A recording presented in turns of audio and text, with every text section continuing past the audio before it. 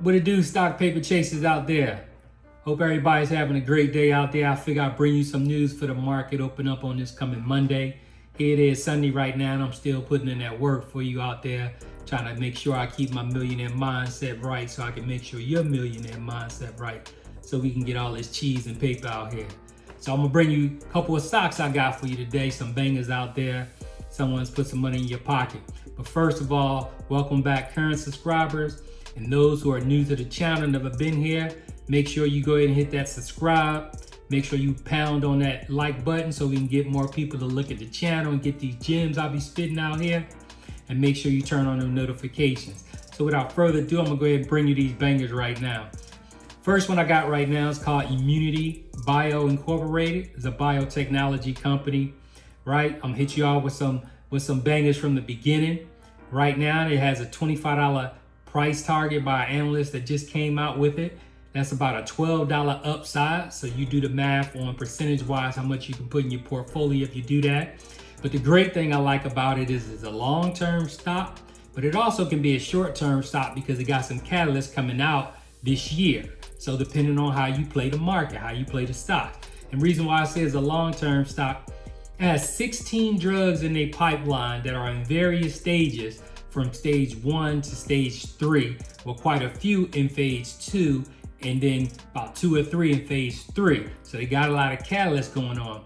But the plus on that, they have 8 other drugs that are in the preclinical stages. So when you talk about a pipeline, a robust pipeline right there, I just gave it to you, 24 drugs in the pipeline that they got going on. They target anything from many various forms of cancer. They dealing with the COVID-19, and they also dealing with HIV. But what I like about the HIV part of it is that in the COVID, they have an intranasal and they have an oral that you can take in dealing with the medical names. I want cytokine, which causes the destruction in your system that COVID does, and a lot of people targeting that. So again, it has a colossal pipeline of various drugs. So I like that about it. There's, like I say, many phases of the drugs.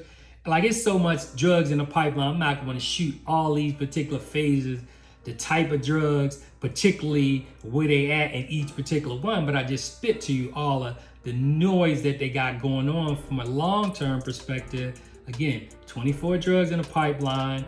They got drugs announcements coming out before the end of the year is out, a couple of them. So they have some catalysts going on. And then they have the intranasal and the oral, which is what I like too, from the pill form. And so I like those particular things right there. So again, do your homework. I'm just spitting something to you so you can know what's going on with this stock right here. Immunity Bio. Boom. That was the first one. Now let me jump to the second one, right? Check this out. This is how companies market, and this is how I like it. This company is called Venus Concept Incorporated. It's a global medical Asiatic technology leader, right?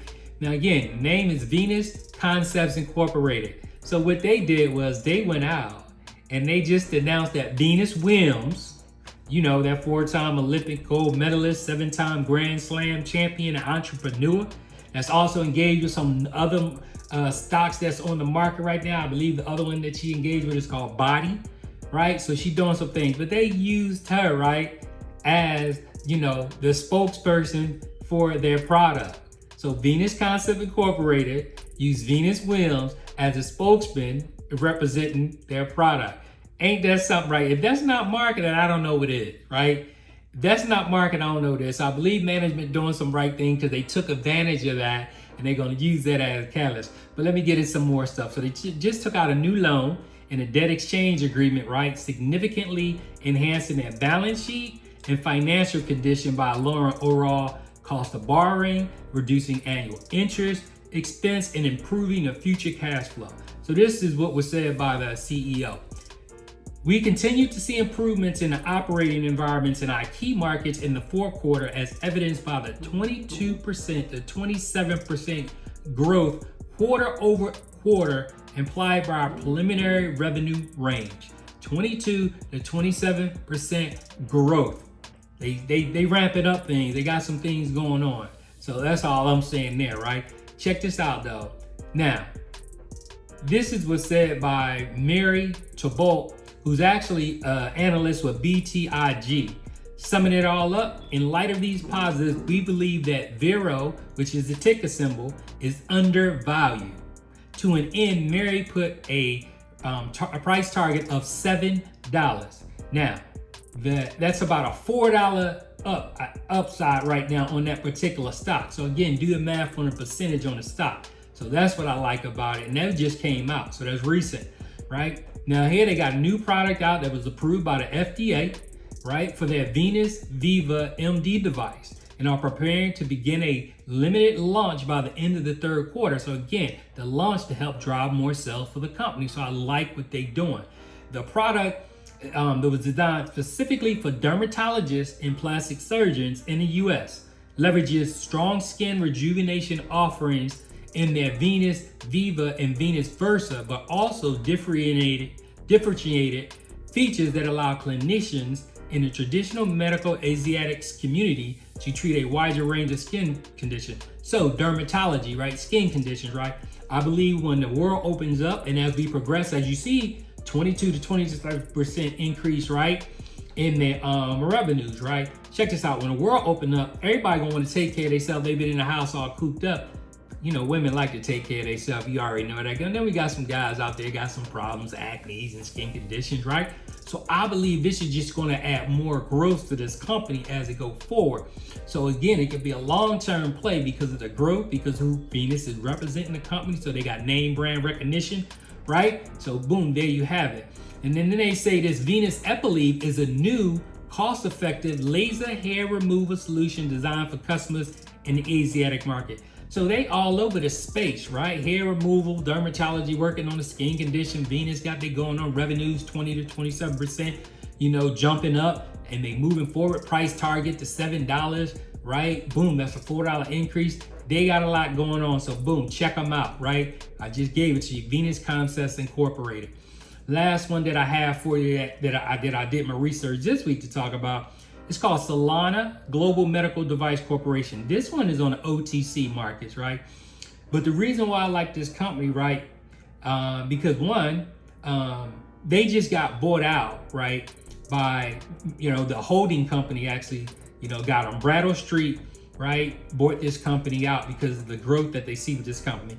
Now, what they actually just did, Solana Global Medical Device Corporation, they announced that they did an acquisition. In the acquisition, the company had 6.4 million of back orders in the pipeline. So they already got revenues with that acquisition right there. They have an experienced Wall Street management team. Check this out. Les Cross was the chairman of the board. He is actually a former chairman of the DJO Global, a medical device roll-up that was listed on the New York Stock Exchange until Blackstone bought it for $2 billion. Jane Kernan, she's the vice chairman, is a former chair of the audit committee for the American Medical System, which was purchased by Endo Pharmaceuticals for $3.5 billion. So they got people on their board that actually know about making some big deals out there, that know about running some big companies, and know about doing it right. And then these companies, you know, turn out to be money bangers, right? But then they working on mergers and acquisitions. So their mergers and acquisitions, right, that they're working on, they're trying to do 2 deals per quarter. 2 deals and acquisitions per quarter. So I like it. They trying to grow, organically grow. I like that. Then they also have a strong balance sheet. They have no parent debt, 13 million in net assets, predominantly cash and cash equivalents. And then management has put 4 to 6 million in cash and 15 to 18 million in shares of closed acquisitions and negotiation the current quarter. So they already setting themselves up to know what they got going on. They have a state-of-the-art FDA-approved production facility, right? So when they get these companies, right, medical device space, right, everything can be done in-house. And if you don't know, that saves a lot of costs. That helps out with quality control. That lets them control their timelines. They let them set their own pricing. I mean, like, it's all good. So I like what they're doing. They're doing everything in-house.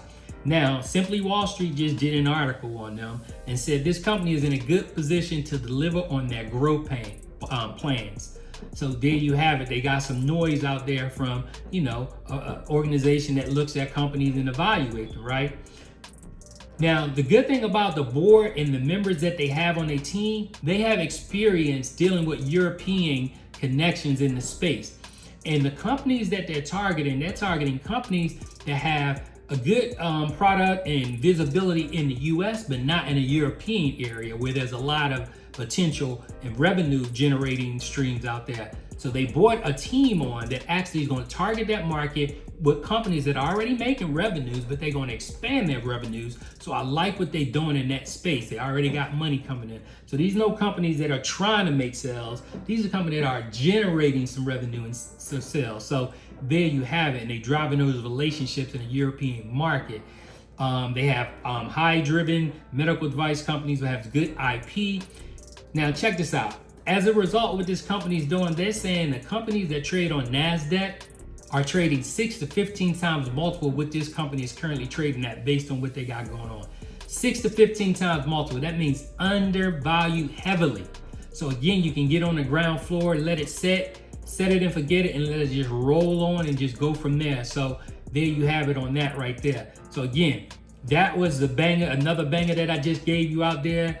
Check it out, you know what I mean? Solana, Global Medical Device Corporation, boom. Those are the three bangers. But check this out, I'm gonna go ahead and touch off on these two before I get up out of here, right? VDRM. VDRM was a stock I brought out last year. I made a good penny off of it. People that were in it at the time made a good penny. But I actually went back into the stock. I'm probably about 28,000 shares into that stock. They got some news pending that should be coming out very, very, very soon. I like what they're doing from a growth standpoint, so I keep going in every chance I got. And then the other one that I want to talk about is Tetra Bio. Tetra Bio, right? I talked about that as well. I'm about 28,000 shares deep in that one right there. That's actually my biggest holding that I have in there.